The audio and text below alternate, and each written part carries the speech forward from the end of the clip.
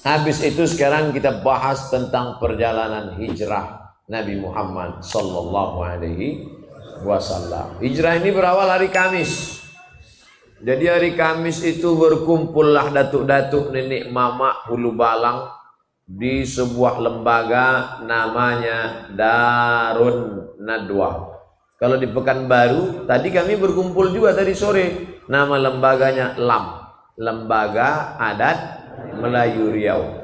Saya alhamdulillah dua-dua saya masuk, LAM sama MIM. LAM Lembaga Adat, MIM Majelis Ulama. Nun aja yang belum lagi. Nun itu bahasa Jawanya apa? Berkumpullah mereka, nama lembaga itu Darun Nadwa. Yang mendirikannya namanya Kusoy. Siapa namanya? Kusoy. Muhammad, anak Abdullah, anak Abdul Muthalib, anak Hashim, anak Abdi Manaf, anak Kusoy. Kita ulang sekali lagi. Muhammad, anak Abdullah, anak Abdul Muthalib, anak Hashim, anak Abdi Manaf, anak Kusoy. Kusoy inilah yang mendirikan lembaga namanya Darun Nadwa. Darun artinya rumah, Nadwa balai pertemuan. Kalau bahasa kampung awak, convention hall. Convention hall atau pokoknya yang ada shensionnya itulah. Jadi berkumpullah datuk-datuk nenek mama Hulu Balang panglima semuanya hadir waktu itu. Judul agenda acaranya bagaimana menghabisi Muhammad. Pertama dibujuk, Muhammad, mau tak engkau dikasih sawit 2 hektar? Agak-agaknya lah waktu itu. Apa kata Nabi Muhammad? Wallahi ya ammi, demi Allah wahai paman, law wada'u syamsa fi yamini, seandainya mereka letakkan matahari di tangan kananku, bulan di tangan kiriku, ala an atruka hadzal amra ma taraktuh, tak akan kutinggalkan dakwah ini. Jadi metode yang pertama adalah dibujuk dan dirayu. Mau tak? Mau tak? Mau tak jadi? Tak mau dia. Tahta, harta, wanita. Tahta, tak mau. Harta, tak mau. Wanita, tak mau. Kalau tidak mau dirangkul, maka dipukul. Metode itu yang sedang dipakai sekarang. Nah, kira-kira mau tak? Saya pula ditawari jadi menteri, mana saya mau? Wakil presiden aja saya tak mau. Ada dirayu. Yang nawari Ustadz jadi menteri siapa? Tak ada. Ini kan cerita. Cepat betul terpancing. Jadi yang pertama dirayu. Nabi Muhammad tak mampan dirayu. Karena surga itu sudah di kelopak mata dia, nampaknya. Nabi itu asal buka mata nampak surga. Awak buka mie ayam aja jauh, namun lagi surga. Nah, enak ya ceramah kok di kampung kita sendiri, nyantai.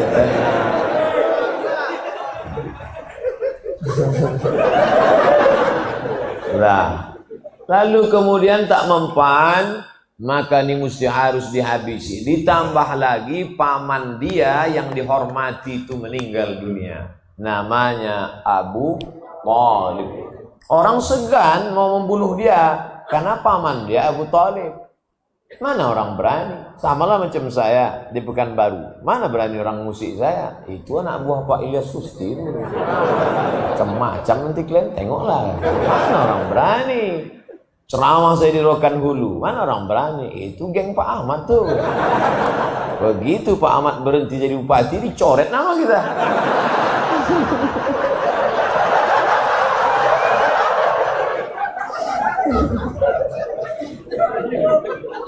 Kita buka pula cerita. Nah, jadi setelah Nabi Muhammad SAW meninggal, barulah mereka, ini Muhammad harus dihabisi. Akhirnya rapatlah mereka pagi Kamis itu mau menghabisi Nabi Muhammad SAW. Nama pimpinan sidangnya namanya Abdul Uz. Nama pimpinan sidangnya namanya Umar bin Hisham. Siapa namanya? Umar bin Hisham. Kenal Bapak Umar bin Hisham? Kalau saya sebut nama kerennya, oh, Abu Jahal. Makanya kalau kenalan sama orang jangan kasih satu nama. Nama siapa? Umar bin Hisham. Nama di FB Abu Jahal. Umar bin Hisham itu Abu Jahal.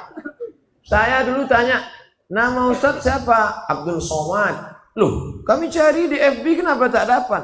Di FB Anton.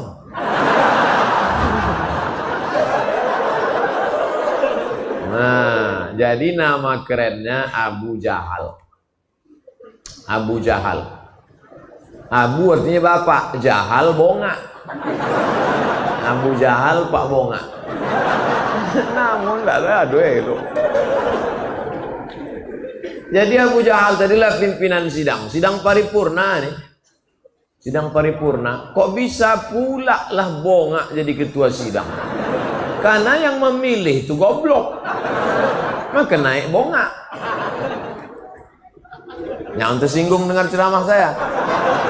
Karena beberapa orang yang tersinggung tuh 2-3 hari sudah itu mati. Bukan saya hebat, enggak, memang ajalnya udah sampai. Jadi sidanglah. Agenda sidang kita hari ini bagaimana menghabisi Muhammad sallallahu alaihi wasallam. Ada pendapat angkat tangan satu. Entah dari partai apa waktu itu. Saya angkat tangan gitu dia. Saya komisi sekian. Saya tak sebut nama, dia tersinggung pula. Apa pendapat kamu? Muhammad ini kita antar ke tempat yang jauh. Cari tempat jauh, antar. Kira-kira ke Tenayan Raya lah. Campakkan di tempat pembakaran batu-batu. Bagaimana peserta sidang yang lain? Anggota parlemen, setuju? Tidak. Saya tak setuju.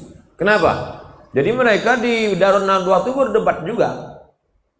Jadi orang kafir musyrik jahiliyah itu di parlemen rakyat itu berdebat. Bukan tidur mereka, enggak. Jadi kalau ada anggota DPR tidur, itu lebih parah dari parlemen jahiliyah. Berdebat mereka. Karena arti parlemen, parle itu artinya bicara. Parle artinya bicara. Parlemen artinya orang yang dipilih memang untuk bicara. Maka pilihlah orang yang matanya terjaga untuk membicarakan hak-hak kita. Ini kemana arah bicara Ustaz? Pokoknya tangkap aja lah. Ini nampaknya makin banyak persekusi. Apa takut? Awak baik-baik dipersekusi juga. Bagus lepaskannya semua kan?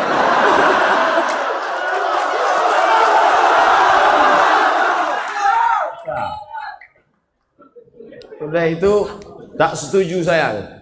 Kenapa kamu tak setuju? Muhammad ini orangnya karismatik. Kalau sampai kita campakkan dia ke tempat yang jauh itu, tiba-tiba di sana nanti pengikutnya banyak dan dia akan kembali ke Makkah dan kita akan mati dibunuh oleh pengikutnya. Berpikir juga parlemen ini. Wah, bahaya ini. Jadi kalau gitu tak usah kita kirim dia, tak usah.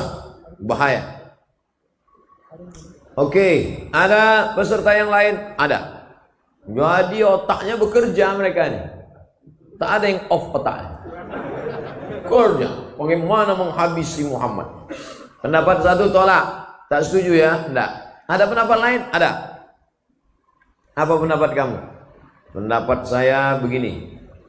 Kita buat kotak kayu, letakkan di samping Ka'bah, masukkan Muhammad ke dalam sallallahu alaihi wasallam.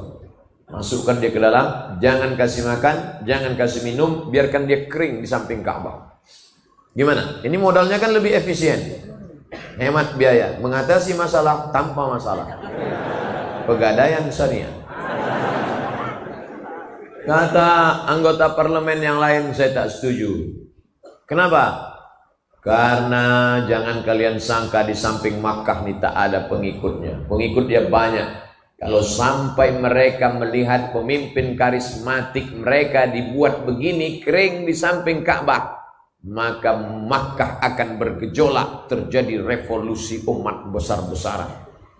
Jadi kalau gitu pendapat pertama tolak, pendapat kedua tolak juga, tak bisa kita pakai, tidak. Akhirnya suasana sepi, kata pimpinan sidang, kalau gitu kita break dulu, kita mabuk-mabuk dulu sebentar.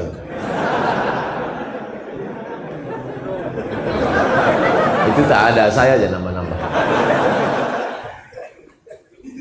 Bismillahirrahmanirrahim.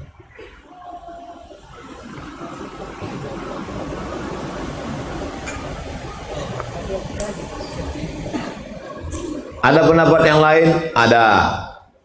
Siapa yang berpendapat? Pimpinan sidang Umar bin Hisham berpendapat. Apa pendapat kau Umar bin Hisham? Kalau kita antar ke tempat jauh nanti pengikutnya banyak, betul. Kalau kita kurung di Makkah nanti bergejolak, betul. Ini paling efisien. Gimana? Cari anak muda yang paling tegap badannya, kasih dia pedang paling panjang, masuk ke dalam kamar Muhammad malam-malam, bacok kepalanya. Selesai. Waktu itu sniper belum ada lagi. Sniper dari Jawa ya. Nanti kalau bapak tiba-tiba tengok Ustadz Somad hilang, berarti udah kena yang ketiga. Kirim satu orang, mati. Selesai. Oh, yang lain tak setuju. Saya tak setuju. Kenapa? Kamu tahu Muhammad itu siapa? Muhammad, anak Abdullah, anak Abdul Muttalib, anak Hashim, anak Abdi Manaf, anak Qusay, keturunan Kilab, Lu'ay, Fihir, cucu Adnan, mengalir darah Ismail anak Ibrahim alaihi salam. Kalau sampai cucu Ibrahim dibunuh, maka kabilah yang lain mengamuk. Akhirnya suasana rapat, deadlock. Voting tak ada waktu itu. Bingung mereka gimana ini. Muncul ide. Orang yang jahat-jahat tuh idenya dari mana? Dari setan. Main otak setan, main otak setan. Ada aja idenya kalau untuk yang jahat-jahat. Yang baik-baik pula ngantuk.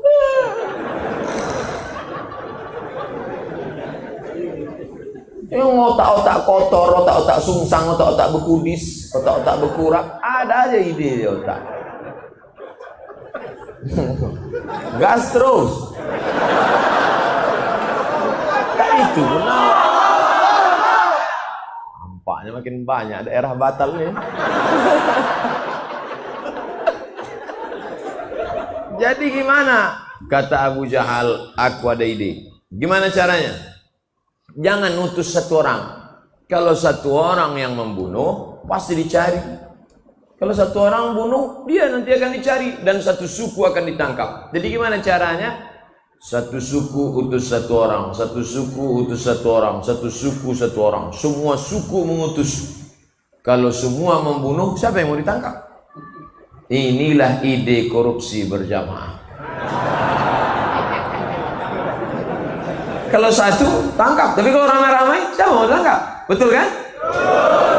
Banyak yang setuju kan? Akhirnya diutuslah anak muda. Mantap ide ini Abu Jahal. Mantap ide ini, mantap. Akhirnya Kamis dari pagi mereka sidang, Kamis siang ditetapkan, maka hari Kamis ditetapkan setiap suku mengutus satu anak muda, satu anak muda, satu anak muda. Eksekusinya kapan? Langsung dalam waktu yang sesingkat-singkatnya, nanti malam Jumat. Dengan ini sidang ditutup oleh Abu Jahal. Mereka pun tanda tangan untuk pengambilan gaji, uang tunjangan, uang apa segala macam. Habis itu mereka pun balik ke rumah masing-masing. Sidang pun tutup, Darun Nadwah tutup. Selesai. Datanglah Jibril ke rumah Nabi Muhammad SAW. Muhammad, nanti malam engkau hijrah. Kata Nabi, kenapa gitu Jibril? Karena tadi sudah dapat bocoran. Itulah gunanya ilmu sadap menyadap. Jadi rupanya rapat tertutup pagi itu disadap. Sadap itu maksudnya apa sadap? Bukan memotong gotah. Itu menaki. Sadap itu direkam. Itu kerja KPK itu sudah ada sejak zaman Nabi Muhammad SAW. Zuhur Nabi pergi ke rumah Abu Bakar. Assalamualaikum Abu Bakar. Waalaikumsalam.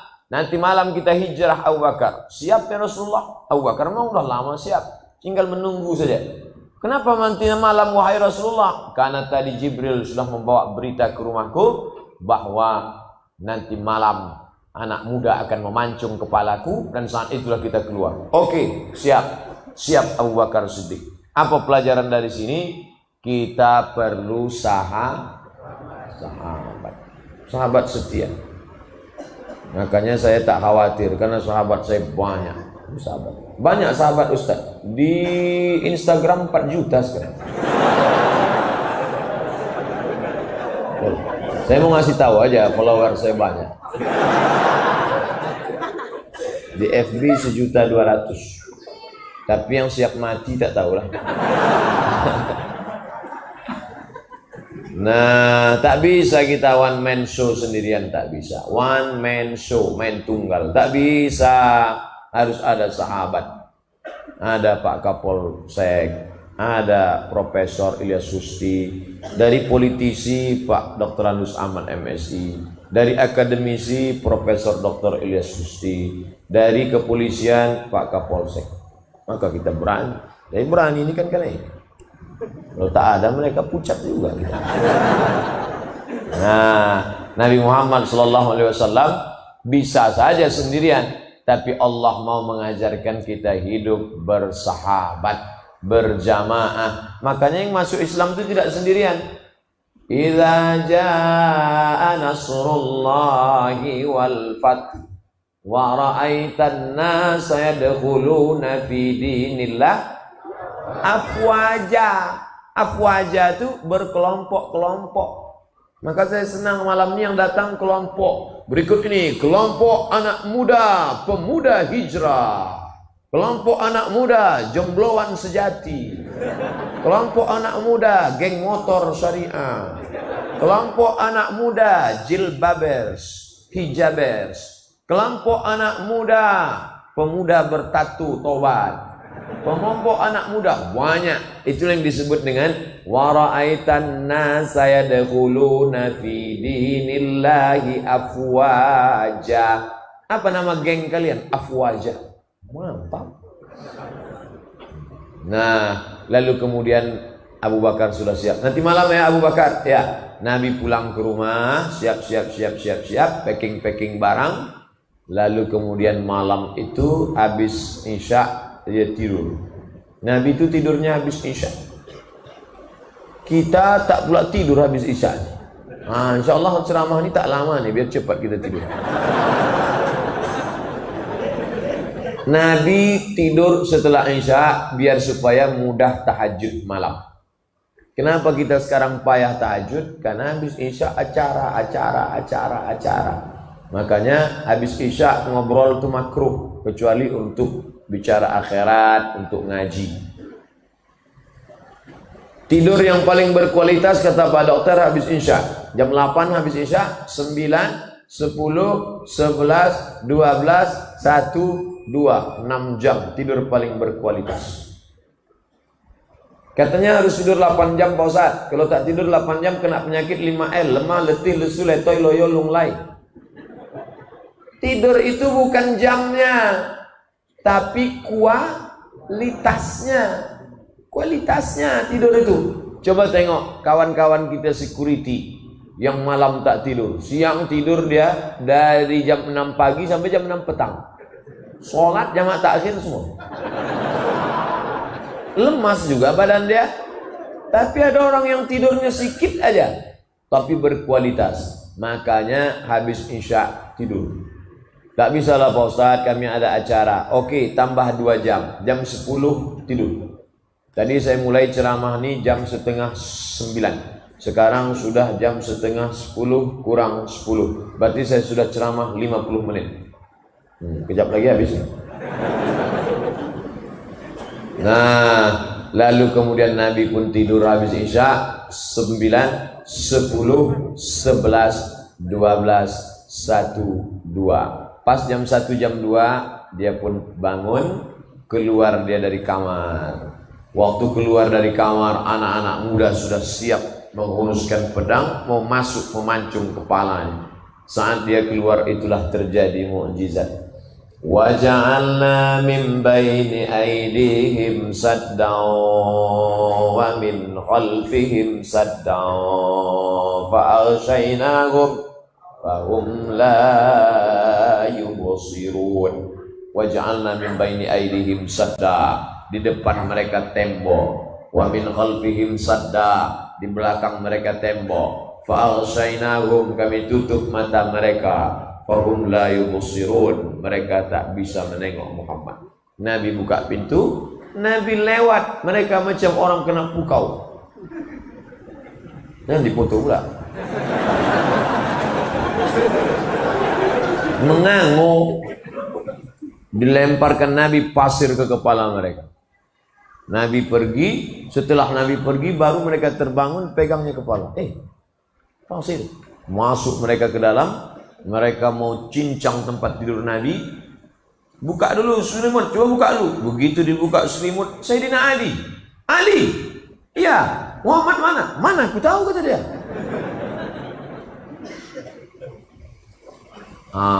Ini ayat kalau baca Yasin nanti cerita tentang Nabi keluar. Itu ayat dalam surat Yasin itu cerita tentang Nabi keluar malam hijrah. Bukan itu ayat mantra. Nah, ini dibaca pula biar supaya tak kena razia.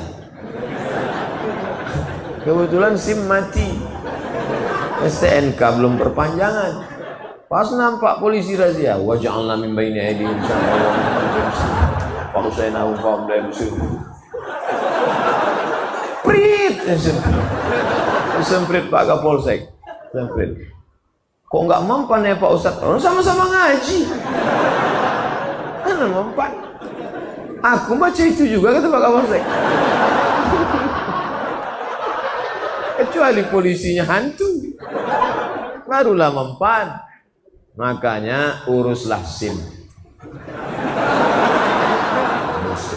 Saya urus SIM. SIM A, SIM C tak pernah saya tinggal. Walaupun saya naik helikopter tadi. Saya mau ngasih tahu aja. Urus SIM lo. Kalau pakai helm, yakinkan sampai berbunyi klik. Klik, baru jalan. Kemarin waktu naik motor di Pematang Rebah, klik sampai tempat ceramah, tak pula bisa buka. Dipotong pakai pisau. Cemas saya. Cemasnya tak berapa, malunya itu. Sempat viral, helm tak terbuka. Nah, lalu kemudian keluar Nabi, ditanya mereka kemana Ali? Aku tak tahu, kata Ali. Nabi pun langsung ke rumah Abu Bakar Siddiq. Abu Bakar pun menemani Nabi SAW. Naiklah mereka ke atas, nama bukitnya Jabal Thur. Jabal Thur. Kalau tempat Nabi menerima wahyu, Jabal Nur. Tulisannya sama, alif, lam, garis, waw, ra. Yang satu titiknya satu, nur. Yang satu titiknya 3, Thur.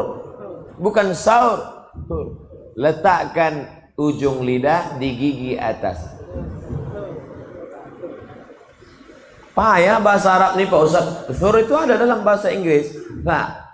Health, WHO. World Health Organization. Kan tak ada dalam bahasa kita tak ada saya suka Ustaz Somad. Tak ada. Itu bahasa Arab ada. Hari apa ini? Hari Selasa, Yaumul Thulatha. Nama bukitnya namanya Jabal Thur. Naiklah ke atas. Saya Jabal Nur pernah saya naik. Jabal Nur naik. Jabal Thur jarang orang naik. Bukitnya terjal, tinggi ke atas. Naiklah Nabi ke atas bersama Abu Bakar Siddiq. Tidak pakai senter. Karena kalau pakai senter, kafir Quraisy menengok dari bawah. Itu dia, tangkap. Gelap-gelap naik mereka ke atas. Jadi kalau nampak nanti kawan naik motor lampunya mati, itu karena takut ditangkap kafir Quraisy.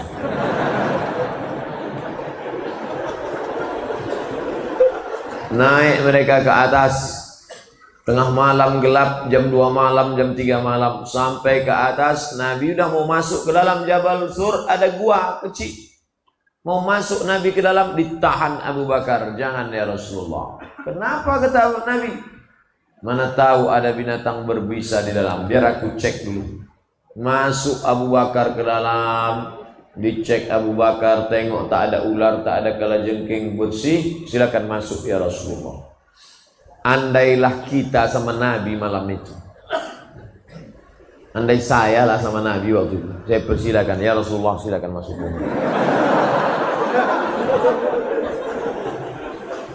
Aku tak ada yang mengawal. Kalau engkau ada Jibril, Mikail, Israfil, Israel. Kalau aku siapa? Satpol PP pun tak ada. Abu Bakar Siddiq nyawanya diberikannya untuk Nabi Muhammad sallallahu alaihi wasallam. Makanya kalau kita salat tarawih, Al-Khalifatul Awwal Abu Bakr Siddiq. Apa kata jamaah? Radhiyallahu an.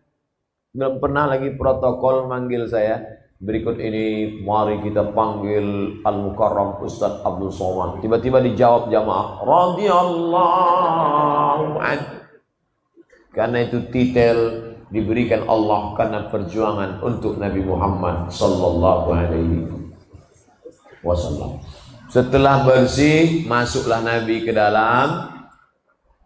Abu Bakar bersandar ke dinding gua, batu, bukan macam kita tanah, bersandar dia. Jadi kalau ada nampak jamaah bersandar, itu bukan dia mengantuk, dia ingin mengenang bagaimana hijrah Muhammad. Supaya terasa. Tak boleh kita suuzon semua. Cumana Abu Bakar malam itu. Bersandar Abu Bakar, kaki Abu Bakar ini melonjor, memanjang. Karena capek lelah berjalan. Datang Nabi Muhammad sallallahu alaihi wasallam meletakkan tengkuknya di atas paha Abu Bakar. Saya sama Umar yang bawa acara tadi akrab, lama sudah saya kenal. Waktu dia nikah saya tausiah. Tapi rasanya kalau dia duduk meletakkan ke paha dia segan pula. Nabi dengan Abu Bakar tak ada jarak. Diletakkannya tengkuknya ke paha Abu Bakar. Nabi pun tertidur. Tak lama Nabi tertidur, terbangun Nabi, menetes air dari atas. Kata Nabi, gelap. Air apa nih Abu Bakar? Hujan tak mungkin, embun tak mungkin. Air apa nih Abu Bakar? Kata Abu Bakar, air mataku ya Rasulullah. Kenapa engkau menangis? Kakiku disengat binatang berbisa. Kakinya disengat binatang berbisa. Bapak ibu kalau mau tahu rasanya, balik dari sini, pergi ke tempat jual makanan ikan arwana. Beli lipan agak 3 biji. Nah, kalau mau merasakan bagaimana Abu Bakar malam itu. Kakinya bisa dia tahan, tak bergerak kakinya. Memangku kepala Nabi Muhammad SAW. Bisa tak bergerak? Andai kita lah yang mangku malam melompat. Mohon maaf ya Rasulullah, tak tertahan gila-gila. Abu Bakar kaki bisa ditahan. Tak bergerak kakinya, disengat binatang itu tak bisa ditahankannya. Tapi ada satu yang tak bisa ditahannya, air mata tak bisa. Tak bisa ditahan. Makanya kadang kita tengok anak-anak muda di kantin kampus tuh menangis, menengok lontong. Kau nangis kenapa? Galau Pak Ustaz. SMS nggak dibalas, telepon nggak diangkat. Pret. Mental kerupuk. Baru menghadapi itu gimana mau melawan Israel? Maulah pakai pampers. Oh gitulah Abu Bakar Siddiq menahankan sengatan. Satu yang tak bisa ditahan, air mata. Tapi sekarang ada ibu-ibu yang bisa menahan air mata. Waktu meninggal lakinya tak nangis deh. Tanya, ibu tak nangis? Tidak Pak Ustaz. Kenapa? Udah lama aku tunggu.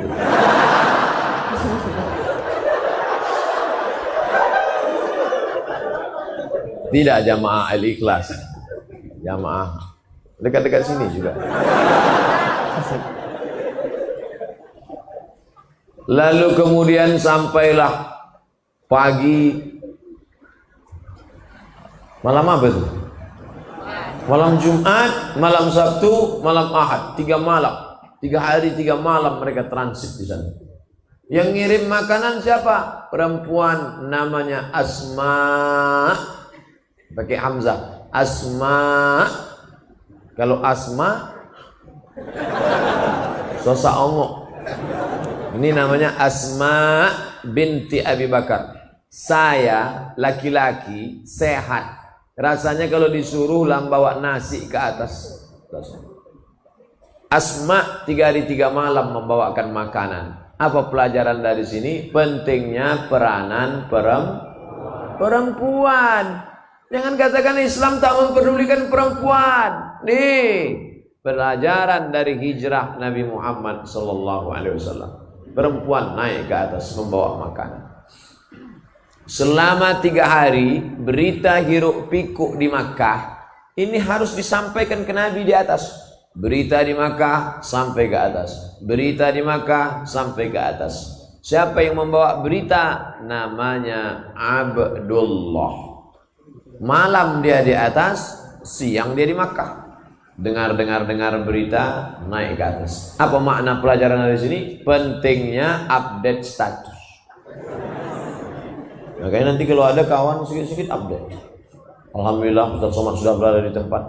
Alhamdulillah Ustaz sudah menduduki. Alhamdulillah Ustaz baru saja minum. Itu ciri-ciri Abdullah. Update, mantau terus. Itu juga kalau ada kawan-kawan mengambil gambar, itu termasuk ciri-ciri Abdullah yang mengambil. Allahu Akbar. Dah, yang mengantar makanan Abdullah. Asma yang membawa berita Abdullah. Yang menemani di gua Abu Bakar. Yang menempati tempat tidur Nabi Ali bin Abi Thalib. Ada pula yang pura-pura mengembala kambing di bawah untuk ngasih kode ke atas. Kalau tiba-tiba nanti datang kafir Quraisy, namanya Amir bin Fuhairah. Inilah yang dikenal sekarang dengan istilah job description, pembagian kerja. Nah, jadi adik-adik yang buat komunitas harus bagi kerja. Acara malam ini terwujud sedemikian orang banyak. Ini kan karena ada job description. Ada yang ngirim WA aja katanya. Alhamdulillah tabligh Al-Quran. Malam ini tak datang. Kau kemana? Aku ngirim aja gitu. Pahala udah dapat gitu. Ini pun berkurap juga otaknya. Kita itu kalau mengajak orang, kita berbuat. Jangan nyuruh orang datang. Hadirilah tabligh akbar, hadirilah tabligh akbar. Kau tak datang, aku dapat pahalanya aja lah. 3 hari 3 malam di dalam. Kenapa mesti 3 hari 3 malam? Menunggu suasana. Inilah yang disebut dengan strategik. Strategi. Bahasa Arabnya siasah. Bahasa kitanya siasat. Jadi jangan kalian bayangkan Nabi keluar rumah, langkah kaki, bismillahirrahmanirrahim, la haula wala quwata illa billah, apa yang terjadi terjadilah. Kan begitu. Itu namanya pasrah tapi tak rela. Nabi penuh dengan matang pembagian tugas kerja. Ali, kau tidur di tempat tidur aku. Abu Bakar, kau menemani aku di atas. Asma, bawa makanan. Abdullah, update berita. Amir bin Khairah, engkau pura-pura mengembala kambing. Malam Jumat, malam Sabtu, malam Ahad mengkecoh musuh sehingga musuh kehilangan. Wah, hilang nih. Mana dia? Mana dia? Dia masih ada di lokasi, menunggu dulu. Karena kalau langsung berangkat ditangkap lah. Strategi. Nabi itu penuh dengan intelijensia. Ada bukunya, Intelijensia Nabi Muhammad sallallahu alaihi wasallam. Maka anak-anak muda harus belajar ini dari sejarah perjalanan hijrah. Malam Jumat, malam Sabtu, malam Ahad. Hari Ahad, malam Senin, baru mereka bertolak. Tapi yang tahu jalan itu tak banyak. Kalau ditempuh jalan biasa, keluar dari jalan ikhlas, masuk jalan nangka, habislah. Cari yang tahu gang-gang kecil, yang kira-kira tak kena razia. Yang tahu jalan itu seorang bernama Abdullah bin Uraiqid. Ingat namanya, Abdullah bin Uraiqid, pakai qaf sama ta. Uraiqid. Dan dia itu non muslim. Walaupun namanya Abdullah tapi dia non muslim. Abdullah bin Uraiqid. Apa pelajaran dari sini? Boleh berkawan dengan non muslim kalau tidak membahayakan. Jadi jangan dia non muslim, hancurkan rumahnya, larikan pacarnya. Nabi berkawan dengan Abdullah bin Uraiqid 8 hari 8 malam dari kota Makkah menuju Madinah yang menunjukkan jalan non muslim. Makanya berkawan dengan non muslim silakan. Bertetangga dengan non muslim tak apa-apa. Nikah dengan non muslim syarat dan ketentuan berlaku. Makan dengan dia, tengok rumah makannya dulu. Sederhana, tak apa-apa. Bare Solo, tak apa-apa. Tesalonika babi panggang, jangan. Ustaz kok tahu? Saya selalu lewat situ. Nah, oleh sebab itu maka berkawan dengan beda agama tidak apa-apa. Wala ana abidun ma'abadtum wala antum abiduna ma'abud lakum dinukum. Ini dasar Islam. Lalu kemudian mereka melanjutkan perjalanan. Abu Bakar Siddiq penunjuk jalannya Abdullah bin Uraiqid, Nabi Muhammad SAW. Tentu ada duit, ongkos, biaya perjalanan. Siapa yang menanggung biaya hijrah? Abu Bakar Siddiq punya emas. Emas disimpan dalam kain. Ini kain, ini emas. Emas kalau dimasukkan ke dalam kain memuncul nampak kain. Datanglah ayah Abu Bakar. Nama ayahnya Abu Quhafah. Nama siapa nama ayahnya? Abu Quhafah. Ingat, Abu Quhafah. Abu Quhafah ini tak Islam, benci sama Nabi Muhammad. Datang dia menjumpai Asma. Asma, ya, ayah kau mana? Ayah sudah pergi sama Muhammad sallallahu alaihi wasallam. Mana emasnya? Aku curiga jangan-jangan emasnya sudah dibawa Muhammad ini. Firasatku berkata emas nampaknya lah habis ini. Datang Asma, diambilnya batu, dimasukkannya ke kain. Atuh, kata Asma, atuh, ya, coba atuh pegang. Dipegang atuh tadi. Ini emasnya, iya tuh. Oh, masih banyak ya. Padahal batu. Itu boleh membohongi orang buta yang bongak, tolol, goblok. Siasat, ini sedang siasat ini. Akhirnya Abu Quhafah itu masuk Islam juga. Tapi nanti setelah 8 tahun hijrah, pindah balik ke Makkah, baru dia masuk Islam. Abu Quhafah masuk Islam. Makanya jangan nonton cuman CD kedua, CD ketiga masih ada. Pegang, ini emasnya, ya. Padahal batu. Emas itu sudah dibawa perjuangan. Makanya nanti kalau ada ustadz ceramah, isinya mencaci maki Abu Bakar, Itu ciri aliran sesat, mencaci maki Abu Bakar. Abu Bakar pengkhianat, Abu Bakar merampas kekuasaan Ali. La tasubbu ashabi, jangan kau caci maki sahabatku. Lau anfaqa ahadukum mithla Uhudin zahaban, seandainya ada di antara kalian yang bersedekah emas sebesar bukit Uhud, belum tentu dapat setengah mudnya Abu Bakar Siddiq. Habis hartanya untuk Islam. Kita apa? Kita apa perjuangan kita untuk Islam? Kotak tadi aja ini hilang entah kemana kan? Keluarkan kotak tadi balik. Ini udah cerita-cerita emas nih, saya yakin ibu-ibu itu udah siap nih. Mana dia Ustaz? Mana katanya? Waktu kotak dibagikan di Mesir, acara penggalangan dana, mata saya menengok sendiri ibu-ibu orang Mesir itu mengeluarkan emas. Oh, masuk dalam. Kalau mau nengok di Masjid Ikhlas, coba. Wah, besok pas dibawa ke Ramayana, rupanya imitasi. Orang yang bersedekah emas imitasi, masuk surga, surganya imitasi juga. Lalu kemudian mereka pun melanjutkan perjalanan. Sampai di tengah perjalanan, tiba-tiba nampak abu. Bahasa Indonesianya apa itu? Debu, abu. Ya Rasulullah, ya. Aduh, abu ya Rasulullah. Ada debu ya Rasulullah. Ditengok Rasulullah. Oh, ada orang mengejar kita. Karena orang kalau naik kuda kencang, itu debunya naik ke atas. Ada orang mengejar. Rupanya yang mengejar itu namanya Suraqah. Pakai qah, Suraqah. Sampai ke kampung kita serakah. Dikejarnya Nabi kencang.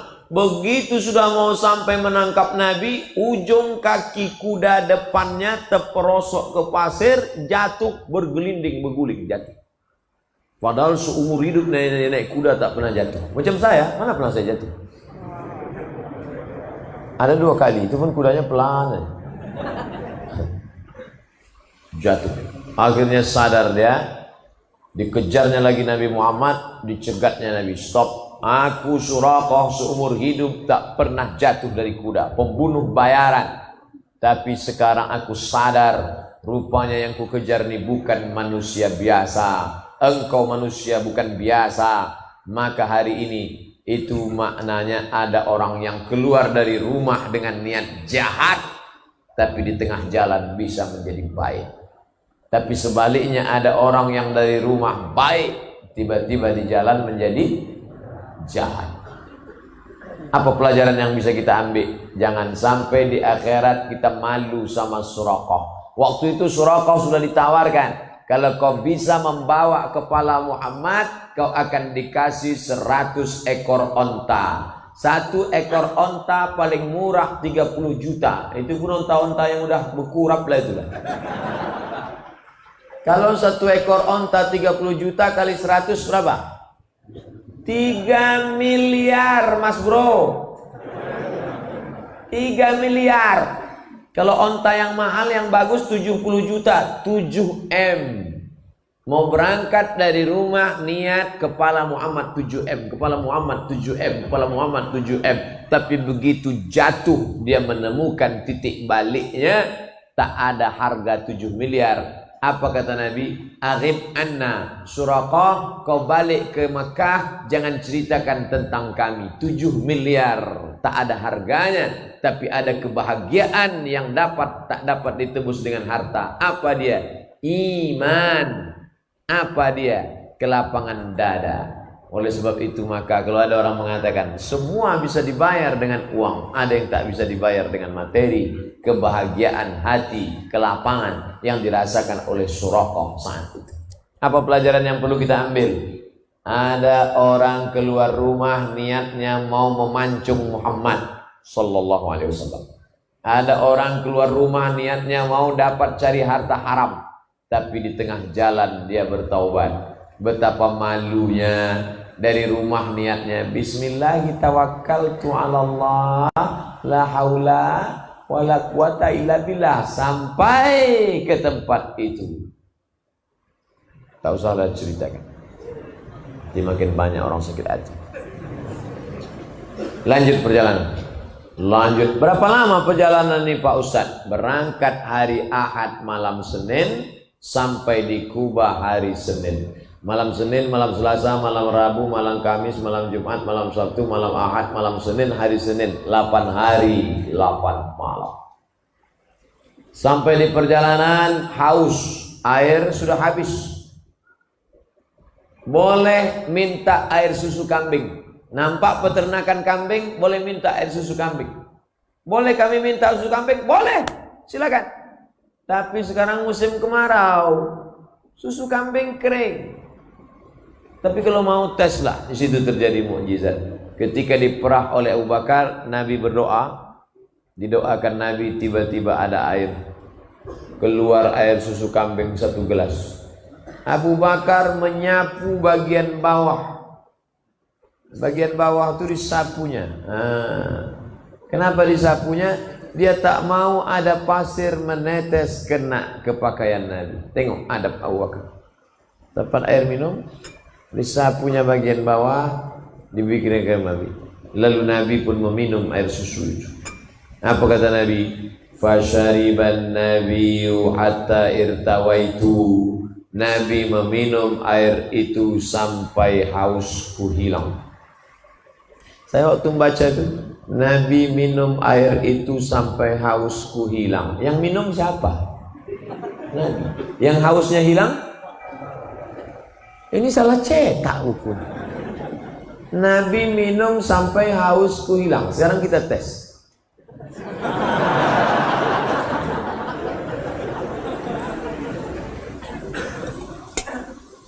Keluar status, melihat Ustadz minum hausku menjadi-jadi. Abu Bakar sudah sampai pada tingkat merasakan tenggorokan Muhammad sallallahu alaihi wasallam. Air susu lalu di tenggorokan siapa? Tenggorokan Muhammad. Tapi yang lega tenggorokan siapa? Kalau sampai ke tingkat itu, itulah ukhuwah. Tapi jangan dibalik. Banyak juga sekarang anak muda tak nikah. Kau kenapa tak nikah? Nengok kau nikah, aku sudah terasa nikah. Mendengar dan oleh sebab itu maka inilah puncak daripada ada orang sekedar simpati. Kasihannya Abu Bakar sudah sampai pada tingkat di atas simpati. XL itu Pak Ustaz. Empati. Merasakan perasaan kawan. Inilah yang dikenal dengan tenggang rasa, tepos liro. Puncak daripada cinta, puncak daripada ukhuwah Islamiyah, puncak daripada persaudaraan adalah merasakan perasaan orang lain. Maka kita paham hijrah itu kenapa tidak kun payakun. Padahal kalau mau ngapain 8 hari 8 malam. Minal masjidil harami ilal masjidil aqsa. Naik lagi ke Sidratul Muntaha. Tak sampai semalam selesai. Innama amruhu iza arada syai'an ayakula lahu kun. Kenapa perjalanan ini 8 hari 8 malam? Dengan berjalan kita kenal dengan orang. Kau kenal dengan si fulan? Kenal. Pernah kau jumpa? Enggak, kau belum kenal. Kau kenal dengan si fulan? Kenal. Pernah kau salaman sama dia? Belum, kau belum kenal. Kau kenal dengan si fulan? Kenal. Pernah kau seperjalanan sama dia? Tidak, belum kenal. Berjalan sama orang barulah sadar kita. Selama ini dia nampaknya sabar, berwibawa, rupanya perut kenyang. Waktu lapar nampak musang berbulu harimau. Bapak Ibu yang dimuliakan Allah Subhanahu wa taala. Makanya kalau mau kenalan sama orang banyak perjalanan. Saya ingin berkenalan dengan anak-anak muda ini. Nanti sampai masanya kita akan sama-sama berjalan touring kita nanti. Barulah kita kenal. Baru tahu kawan mana lawan ketika busi mati. Barulah tahu. Ya, nengok mati ya, iya. Dan tapi ada kawan yang masya Allah mati ya, iya. kasihnya mancis nih, bakar aja.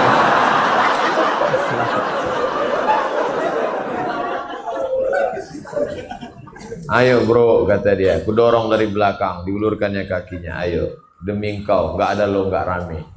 Gitu. Tapi jangan lama-lama pula, kata dia.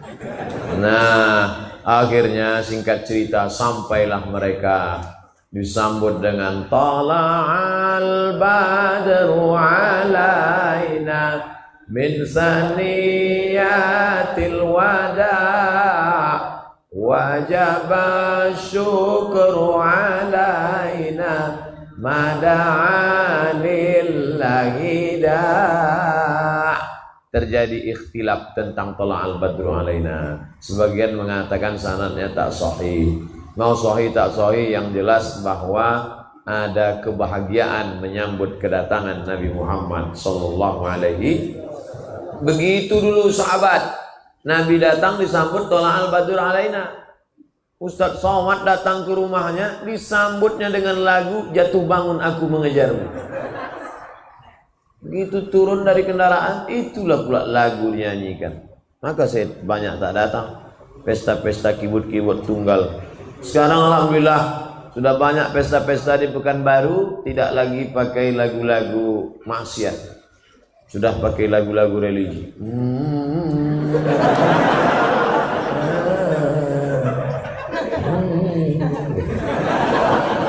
Terus tengok suaranya mantap, tengok berkumis.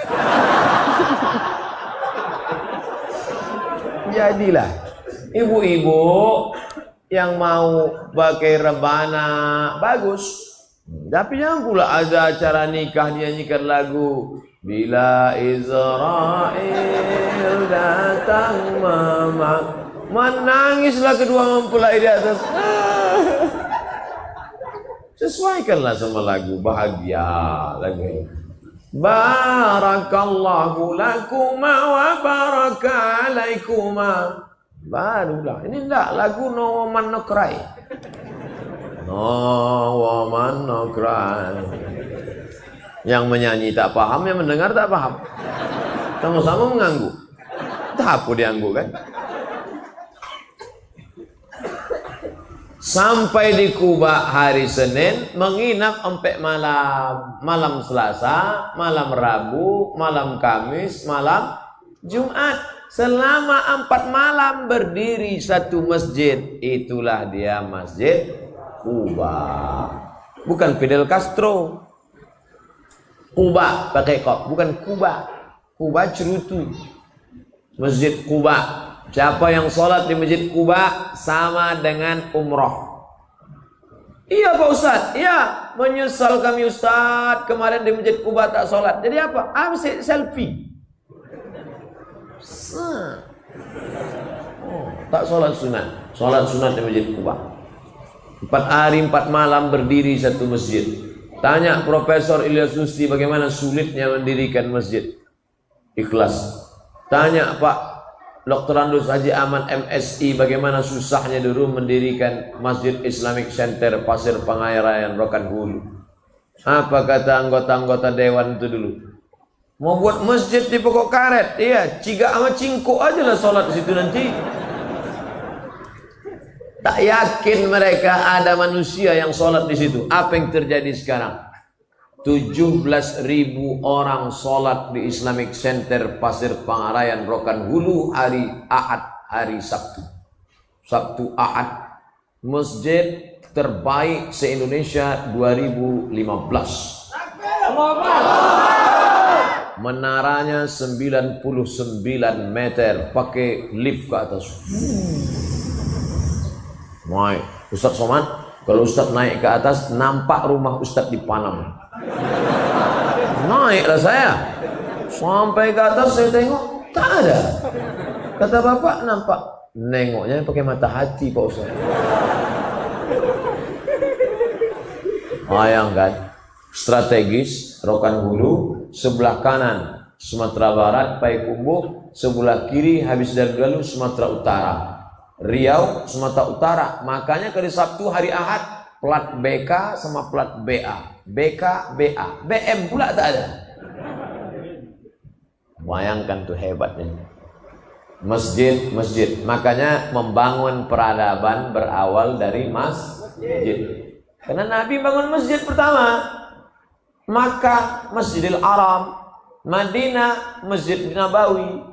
Palestina, Masjidil Aqsa. Makanya mencari menantu juga cari yang selalu ke masjid. Ibu-ibu di belakang, jangan cari menantu yang karaoke, diskotik. Kasihan anak gadis kita, macam tidur sama babi hutan. Carilah masjid ikhlasnya. Tengok banyak yang ganteng-ganteng yang lajang-lajang. Cari ibu, kalau bisa ibu cari yang berdiri-berdiri.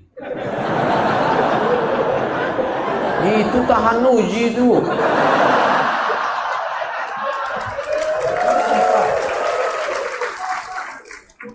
Tadi mulai ceramah jam 8:30, sekarang jam 10. Udah 90 menit saya ceramah. Tak terbayangkan gimana kesemutannya itu. Tapi mereka, mudah-mudahan anak-anak lajang ini ditemukan dengan jodoh yang baik-baik. Yang bilang amin, yang belum nikah. Yang udah pula. Dia tak tahu bini di belakang. Nah, sesudah itu hari Jumat bertolaklah Nabi dari Kuba tadi menuju tempat namanya Yathrib. Apa namanya?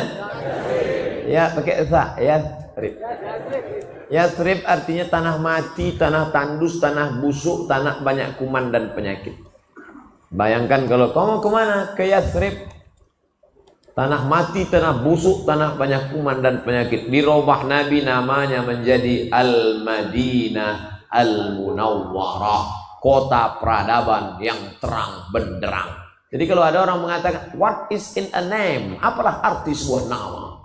Nama penting, saudaraku. Nama itu penting. Kamu mau kemana? Masjid Al-Ikhlas. Penting. Kamu masjid kemana? Aku mau ke masjid. Ada tuh masjid Simpang itu. Nama penting. Nabi merubah nama tempat menjadi Al-Madinah Al-Munawwarah. Sampai di Madinah dibangunlah Masjid Nabawi. Lalu dipersaudarakan antara orang Makkah Muhajirin dengan orang Madinah Ansor. Dipersaudarakan antara orang Islam dengan orang Yahudi. Maka peradaban dari masjid. Kalau mau melihat umat ini bangkit, maka ramaikan lagi masjid. Saya tak perlu menceramahi Bapak Ibu karena Masjid Ikhlas sudah mau meletup saking ramai. Sampai keluar, sampai di jalan. Mudah-mudahan kita semua istiqomah insyaallah. Itulah yang saya sampaikan 90 menit. Tapi cerita hijrah belum selesai. Siapa yang akan melanjutkan? Nanti kalau ada acara di Masjid Ar-Rahman, datang. Masjid An-Nur, datang. Masjid As-Salam, datang. Di mana saja acara pengajian hijrah, Dr. Mustafa Umar, Dr. Mawardi Muhammad Saleh, Dr. Saidul Amin, profesor-profesor, datang. Pokoknya jangan sampai tak datang. Ada yang mengatakan menyambut tahun baru hijrah ini bid'ah Pak Ustaz. Ustaz dengarkan itu. Ustaz dengar. Bid'ah kata dia, datang. Bid'ah sampai dia akhirnya capek. Bid'ah. Datang juga lagi. Bid'ah. Datang juga lagi. Bid'ah. Capek. Wala ponenya tiba dia. Buat terus. Ajar terus.